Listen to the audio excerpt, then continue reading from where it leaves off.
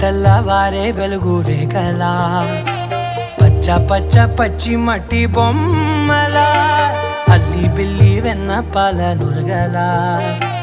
అచ్చ తెలుగు ఇంటి పూల కొమ్మలా దేవదేవుడే పంపగా ఇలా దేవతే మా ఇంట అడుగే పెట్టెనంట బ్రహ్మ కళ్ళలో కాంతులే మా అమ్మలా మా కోసం మళ్ళీ లాలి పాడేనంట.